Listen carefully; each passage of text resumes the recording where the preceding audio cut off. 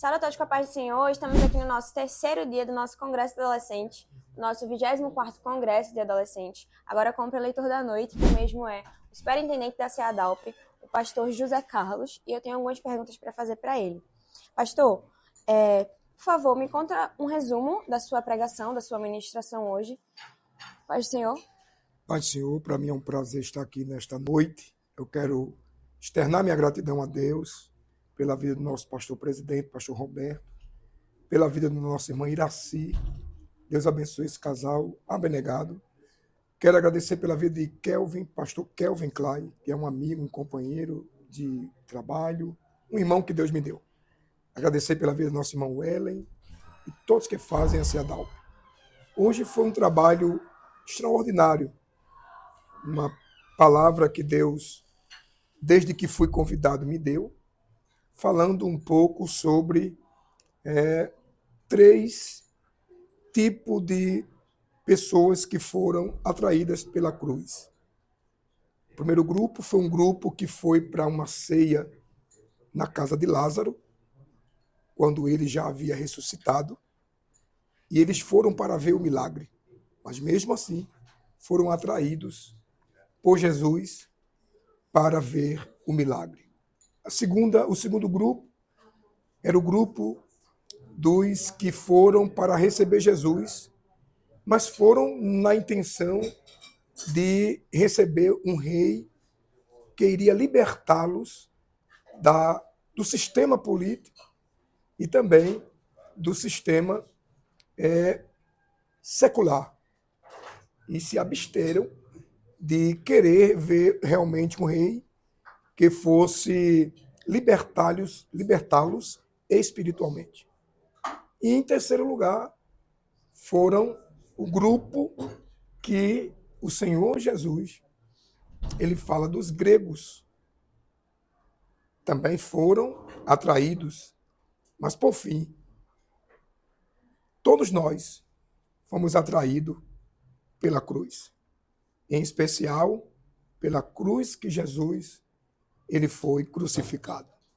Então, resumindo, todos nós, seja quem venha ver o milagre, seja grego, seja quem veio apenas ver um rei, mas, por fim, todos nós fomos atraídos pela cruz. Amém. Pastor, como você percebeu a reação dos adolescentes à mensagem que foi pregada hoje? Uma das coisas que me chamou a atenção hoje foi a maneira com que eles pararam para ouvir. Porque, na verdade, não tem como você aprender, como você receber a palavra, se não houver uma atenção por aquilo que você está ouvindo. A Bíblia diz, em Atos capítulo 8 e versículo 6, que as pessoas ouviam e viam o que Filipe dizia e prestavam a atenção. Então, hoje eu quero destacar a maneira com que os jovens e adolescentes pararam para ouvir. E quem para para ouvir, escuta a voz de Deus. Amém.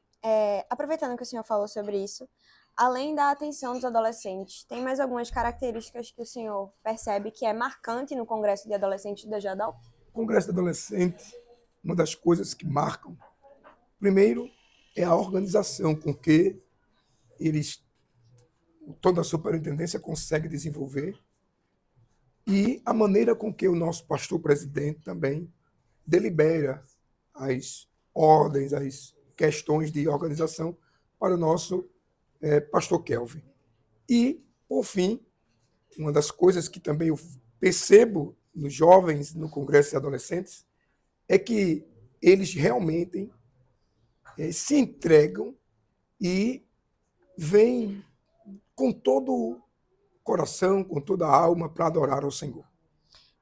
O senhor, enquanto preleitor da noite, com esse tema que é atraídos pela cruz, acha que os jovens que estavam ouvindo a palavra se sentiram atraídos pela cruz? Teria como o senhor explicar como o pregador que está escalado na noite faz essa missão, o objetivo de transferir uma mensagem como essa?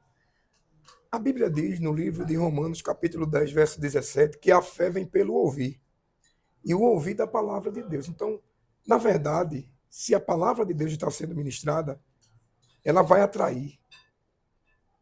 E quando se ministra sobre a cruz, sobre esse sacrifício, sobre o percurso que Jesus fez para chegar até a cruz, isso traz um impacto espiritual e libertador para quem ouve a poderosa palavra de Deus. Amém. O senhor já presenciou alguém sendo transformado enquanto o senhor estava pregando, ministrando a palavra? Bondade de Deus e misericórdia, debaixo da bênção do nosso presidente, eu sou superintendente das campanhas evangelizadoras e tenho e tive a oportunidade de ver muito Deus libertar jovens, adolescentes que fazem parte de pessoas que precisam olhar para a cruz.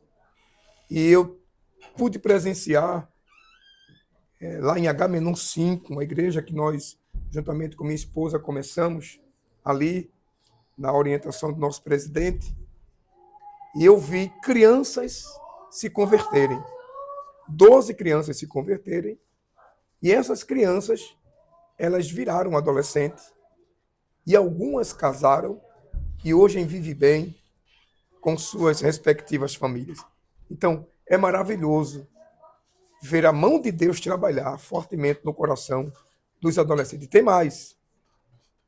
Deus fará uma coisa nova nessa geração de adolescentes, usando o Dejadal. Amém.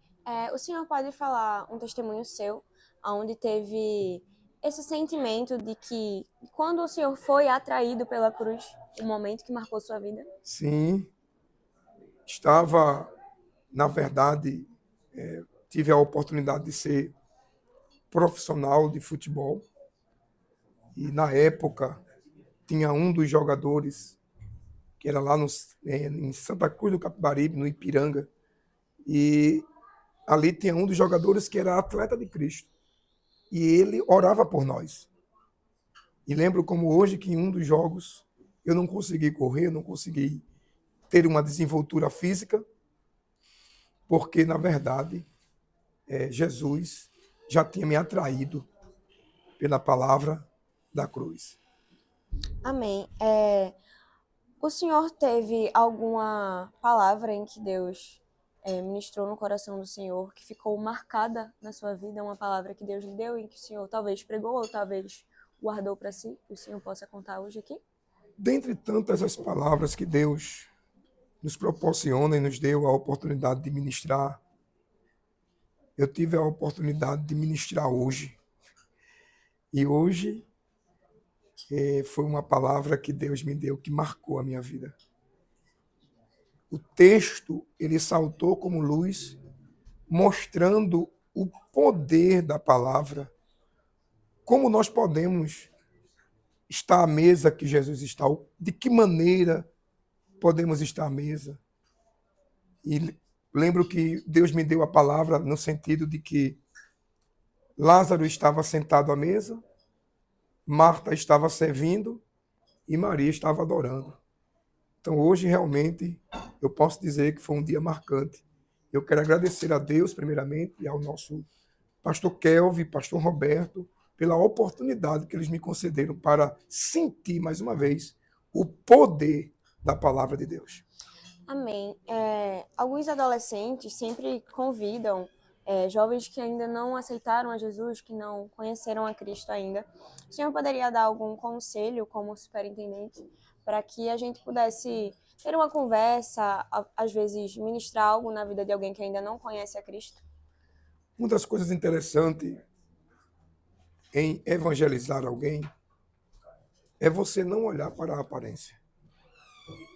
No livro de Atos, capítulo de número 10, versículo 34, enquanto Pedro está ministrando na casa de Cornélio, a Bíblia diz que caiu o Espírito Santo e ele disse, depois de ter ministrado a palavra, agora eu vejo que Deus não faz acepção de pessoas. Todos precisam de Cristo. Então, uma das coisas que a gente pode aqui trazer um conselho é não olhar para o aspecto exterior, mas olhar que esta pessoa tem uma alma e que pode ser transformado, regenerado e chegar ao céu através da palavra. Dentro desse assunto de evangelismo, o senhor acredita que teve muitas experiências em campo, e eu sei que o evangelismo ele é algo desafiador para a gente enquanto cristão, mas o senhor poderia destacar uma situação em que o senhor realmente sentiu esse peso? A evangelização hoje, para a minha vida, é algo muito especial. A palavra evangelho significa boas novas. E a palavra boas novas traz de novidades boas para alguém. Então, eu tive a oportunidade de ver algo muito interessante através da ministração da palavra. E vi o evangelho fazer algo que somente ele poderia fazer. Um dia, em Aliança, estávamos ali com um projeto de igreja na rua, e um rapaz saiu de casa com uma faca para matar outra pessoa. E ele se encontrou, enquanto nós estávamos pregando, ele se encontrou com os irmãos da campanha evangelizadora, que estavam pregando o evangelismo pessoal. E para a glória de Deus, o evangelho entrou em ação, libertou, e ele, em vez de sair para matar, voltou com vida. Voltou transformado e se converteu para Cristo Jesus. Aquilo foi extraordinário para a nossa vida. Amém. Ainda nesse assunto, eu acho muito importante falar sobre evangelismo e sobre o evangelho em si com os adolescentes.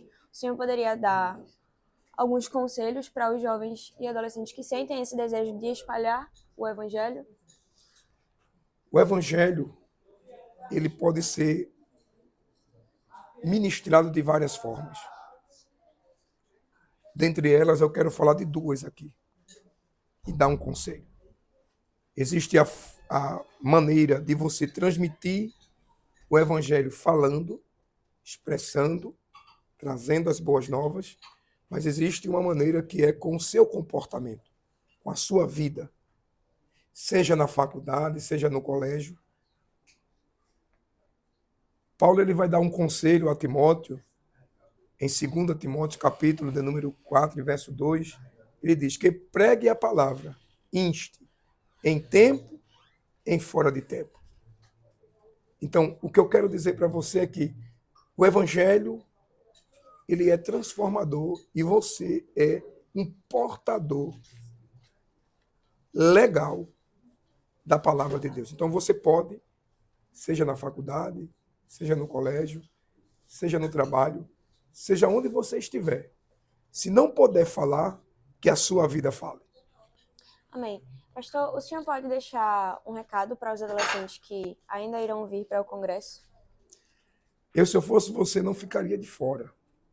O congresso do DEG é algo extraordinário, que faz ver que ainda há esperança, não apenas para o Brasil, mas para nós que somos pais.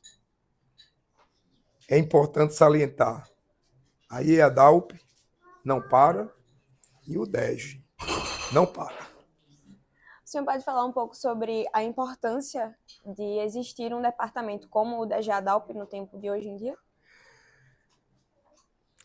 A importância do DEG nos dias de hoje é algo muito peculiar, porque as faixas etárias elas começam a mudar.